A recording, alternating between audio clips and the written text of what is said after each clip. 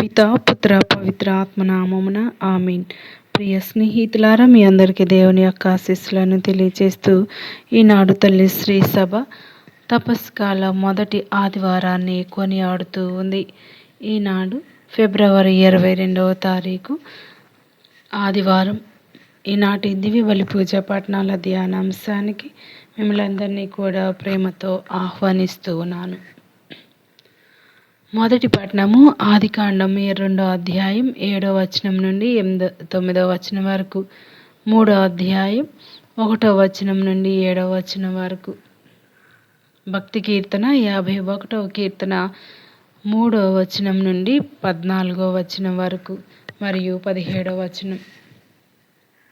రెండవ పట్టణము పునీత పౌల్ గారు రోమీలకు రాసిన లేఖ 5వ అధ్యాయం 12వ వచనం నుండి 19వ వచనం వరకు.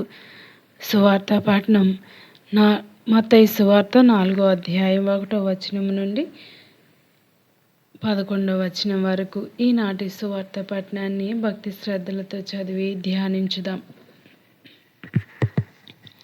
అంతట యేసు సాతానుచే శోధింపబట్టకై ఆత్మ వలన ఎడారికి కొనిపోబడెను. 40 రేయింబవళ్లను ఉపవాసములతో గడిపిన పిదప ఆయన ఆకలి కొనెను. అంతటా సైతాను ఆయన వద్దకు వచ్చి, నీవు దేవుని కుమారుడవైనచో ఈ రాళ్లను రొట్టెలుగా మార్చుము అనెను. మానవుడు కేవలం రొట్టె వలననే జీవింపడు, కానీ దేవుడు వసించు ప్రతి వాక్కు వలన జీవించును అని వ్రాయబడి ఉన్నది అని యేసు ప్రత్యుత్తరమిచ్చెను. పిమ్మట సాతాను ఆయనను పరిశుద్ధ నగరంలోని దేవాలయ శిఖరమున నిలిపి, నీవు దేవుని కుమారుడవైనచో ఈ శిఖరము నుండి క్రిందికి దుముకుము, ఏలైనా ఇట్లు రాయబడి ఉన్నది, నిన్ను గూర్చి దేవుడు తన దూతలకు ఆజ్ఞ ఇచ్చును, నీవు రాళ్లపై పడి గాయపడుకుండునట్లు నిన్ను వారు తమ చేతులతో ఎత్తి పట్టుకొందురు అనెను. అందుకు యేసు, ప్రభువైన నీ దేవుని నీవు శోధింపరాదు అని లేఖనములో రాయబడి ఉన్నది కదా అని పలికెను. తిరిగి సాతాను యేసును మిక్కిలి ఎత్తైన పర్వత శిఖరమున చేర్చి భూమి అందలి రాజ్యములన్నిటినీ వాని వైభవమును చూపి, నీవు సాష్టాంగపడి నన్ను ఆరాధించిన ఎడల నీకు ఈ సమస్తమును ఇచ్చెదను అనెను. సైతాను, పొమ్ము, ప్రభువైన నీ దేవుని ఆరాధింపుము, ఆయనను మాత్రమే సేవింపుము అని వ్రాయబడి ఉన్నది అని యేసు పలికెను. అంతటా సైతాను వెడలిపోగా దేవదూతలు వచ్చి యేసుకు పరిచర్య చేసిరి. ఇది ప్రభు వాక్కు. సర్వేశ్వరునికి వందనములు. ప్రియ స్నేహితులారా, ఈనాడు మరి ముఖ్యంగా తపస్కాలంలో మనం అడిగేది మొదటి వారాన్ని మనం జరుపుకుంటూ ఉండగా, ఈనాడు ప్రభు మనకిచ్చినటువంటి గొప్ప వాక్యాలను ధ్యానించుదాం. అడవిలోకి నడిపించిన ఆత్మ. బాప్తిస్మం తర్వాత వెంటనే అడవిలోనికి వెళ్ళడం మనకు ఆశ్చర్యంగా అనిపించవచ్చు. ఎందుకంటే బాప్తిస్మంలో దేవుడు ఇతనే నా ప్రియ కుమారుడు అని ప్రకటించాడు. అటువంటి మహిమమైన అనుభవం తర్వాత పరీక్ష ఎందుకు? ఇక్కడ ఒక ముఖ్యమైన సత్యం ఉంది. దేవుని పిలుపు ఉన్నవారికి పరీక్షలు తప్పవు.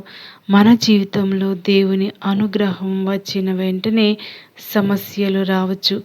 అది దేవుడు మనల్ని విడిచిపెట్టినందుకు కాదు, మన విశ్వాసాన్ని బలపరచడానికి.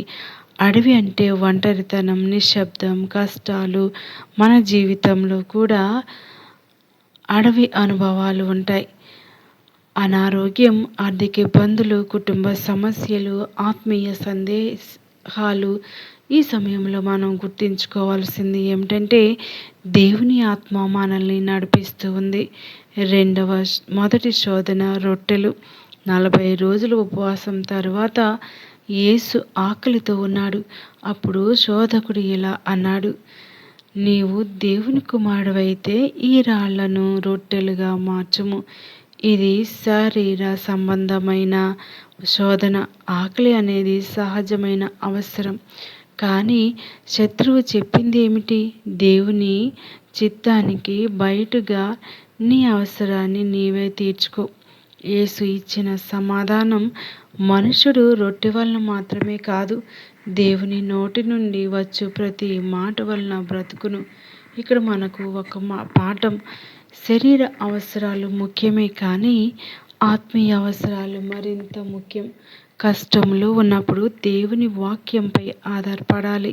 మన జీవితంలో కూడా ఇలా జరుగుతుంది. అవసరాల సమయంలో తప్పుడు మార్గం తీసుకునేలా శోధన వస్తుంది. ఉదాహరణకు, డబ్బు కోసం తప్పు మార్గం, పేరు కోసం అబద్ధం, ప్రయోజనం కోసం ఇతరులను మోసం చేయటం. కానీ యేసు చూపిన మార్గం ఏమిటి? దేవుని వాక్యమే మన బలం. రెండవ శోధన, దేవునిని పరీక్షించటం.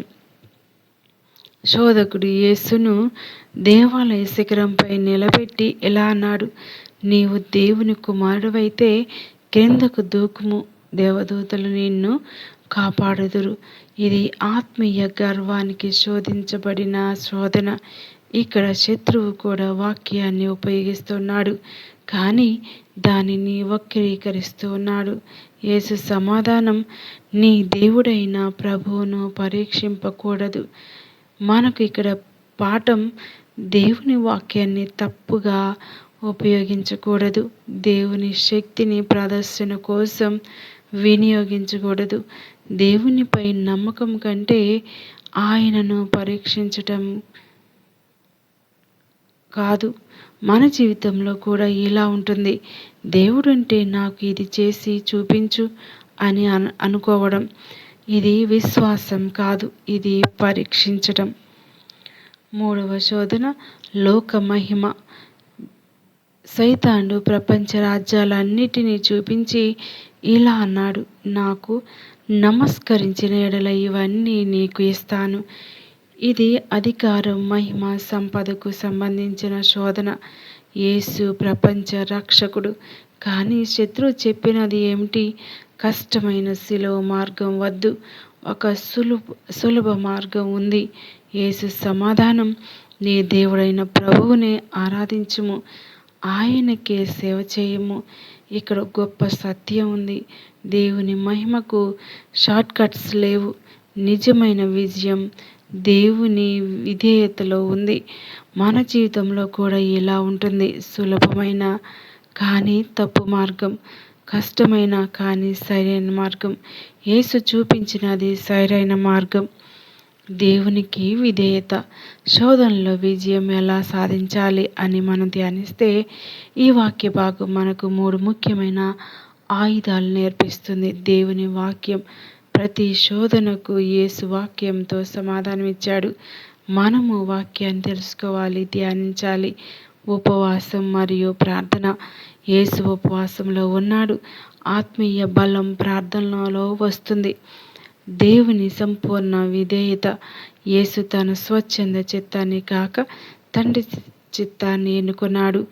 మన జీవితానికి ఎలా అన్వయం చేసుకోవాలి అంటే, ఈ శోధనలు మనకు 3 ప్రధాన బలహీనతలను చూపిస్తాయి.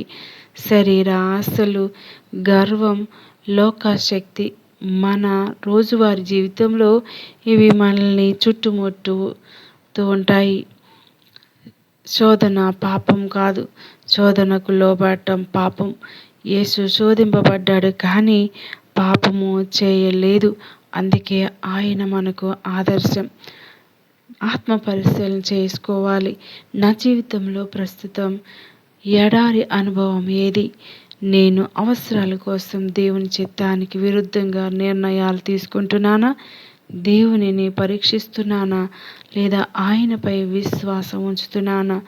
లోకమహిమ కోసం దేవుని మార్గాన్ని వదులుతున్నానా? ప్రార్థించుదాం. కళ్ళు మూసుకోండి. ప్రియ స్నేహితులారా, శోధనలో నిలబడినట్లే మాకు కూడా నిలబడుము, మాతో నిలబడుము అని నీ వాక్యాన్ని ప్రేమించుటకు కృపనివ్వుము.